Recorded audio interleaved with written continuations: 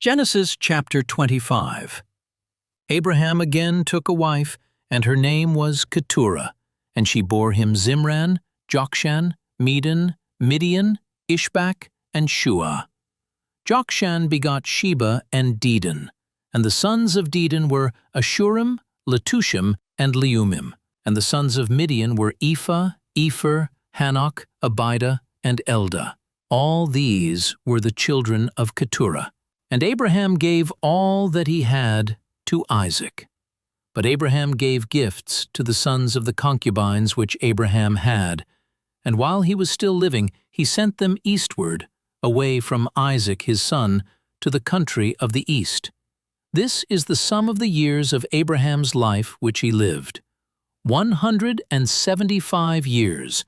Then Abraham breathed his last, and died in a good old age, an old man and full of years, and was gathered to his people. And his sons Isaac and Ishmael buried him in the cave of Machpelah, which is before Mamre, in the field of Ephron, the son of Zohar the Hittite, the field which Abraham purchased from the sons of Heth. There Abraham was buried, and Sarah his wife. And it came to pass after the death of Abraham that God blessed his son Isaac. And Isaac dwelt at Beer-lahai-roi. Now this is the genealogy of Ishmael, Abraham's son, whom Hagar the Egyptian, Sarah's maidservant, bore to Abraham. And these were the names of the sons of Ishmael by their names, according to their generations. The firstborn of Ishmael, Nebajoth, then Kedar, Adbeel, Mibsam, Mishma, Duma, Massa, Hadar, Tema, Jetur, Naphish, and Kedemah. These were the sons of Ishmael, and these were their names, by their towns and their settlements, 12 princes, according to their nations. These were the years of the life of Ishmael, 137 years, and he breathed his last, and died, and was gathered to his people. They dwelt from Havilah as far as Shur, which is east of Egypt as you go toward Assyria. He died in the presence of all his brethren. This is the genealogy of Isaac, Abraham's son. Abraham begot Isaac. Isaac was 40 years old when he took Rebekah as wife, the daughter of Bethuel the Syrian of Padan Aram, the sister of Laban the Syrian. Now Isaac pleaded with the Lord for his wife, because she was barren. And the Lord granted his plea, and Rebekah his wife conceived. But the children struggled together within her, and she said, "If all is well, why am I like this?" So she went to inquire of the Lord.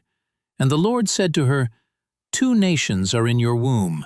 2 peoples shall be separated from your body. One people shall be stronger than the other, and the older shall serve the younger." So when her days were fulfilled for her to give birth, indeed there were twins in her womb. And the first came out red. He was like a hairy garment all over, so they called his name Esau. Afterward his brother came out, and his hand took hold of Esau's heel, so his name was called Jacob. Isaac was 60 years old when she bore them. So the boys grew. And Esau was a skillful hunter, a man of the field. But Jacob was a mild man, dwelling in tents. And Isaac loved Esau because he ate of his game, but Rebekah loved Jacob.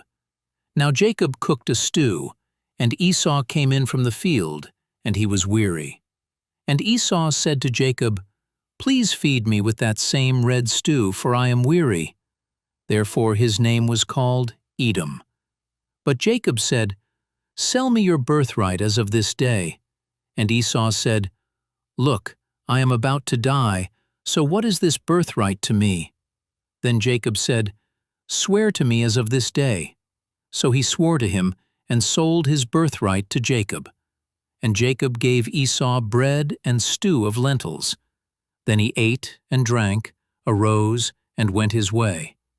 Thus Esau despised his birthright.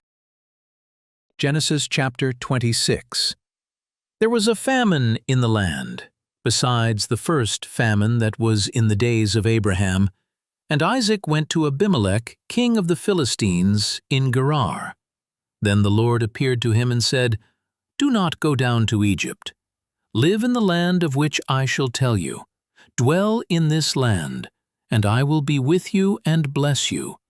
For to you and your descendants I give all these lands, and I will perform the oath which I swore to Abraham your father. And I will make your descendants multiply as the stars of heaven. I will give to your descendants all these lands, and in your seed all the nations of the earth shall be blessed, because Abraham obeyed my voice and kept my charge, my commandments, my statutes, and my laws." So Isaac dwelt in Gerar. And the men of the place asked about his wife, and he said, "She is my sister." For he was afraid to say, "She is my wife," because he thought, "Lest the men of the place kill me for Rebekah, because she is beautiful to behold."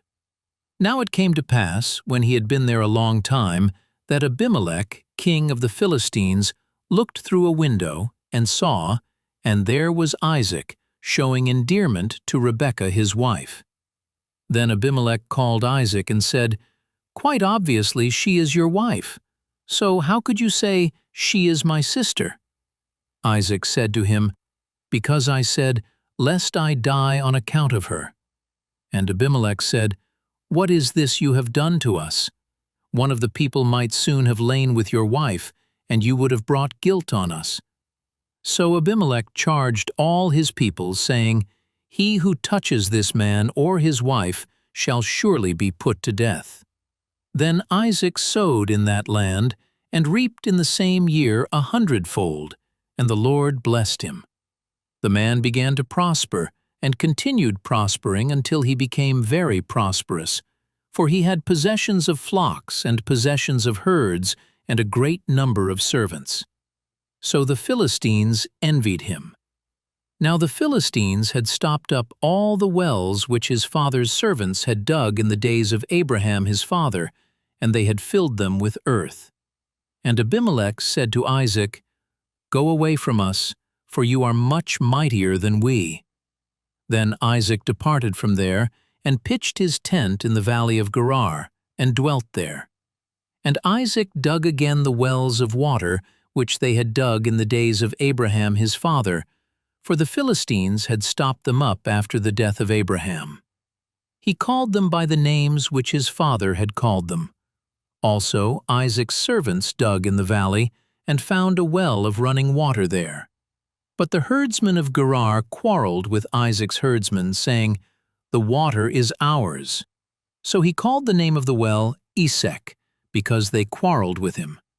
Then they dug another well, and they quarreled over that one also. So he called its name Sitnah.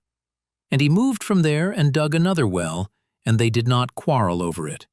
So he called its name Rehoboth, because he said, "For now the Lord has made room for us, and we shall be fruitful in the land." Then he went up from there to Beersheba. And the Lord appeared to him the same night and said, "I am the God of your father Abraham. Do not fear, for I am with you. I will bless you, and multiply your descendants for my servant Abraham's sake." So he built an altar there, and called on the name of the Lord, and he pitched his tent there, and there Isaac's servants dug a well.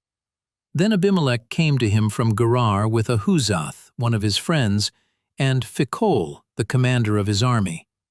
And Isaac said to them, "Why have you come to me, since you hate me and have sent me away from you?" But they said, "We have certainly seen that the Lord is with you."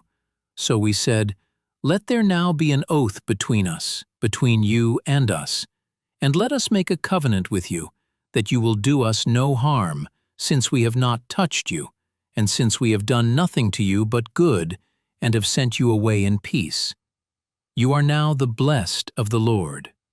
So he made them a feast, and they ate and drank.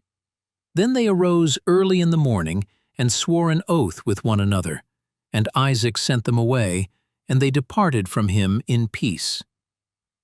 It came to pass the same day that Isaac's servants came and told him about the well which they had dug, and said to him, "We have found water." So he called it Sheba. Therefore the name of the city is Beersheba to this day. When Esau was 40 years old, he took his wives Judith, the daughter of Beeri the Hittite, and Basemath, the daughter of Elon the Hittite. And they were a grief of mind to Isaac and Rebekah.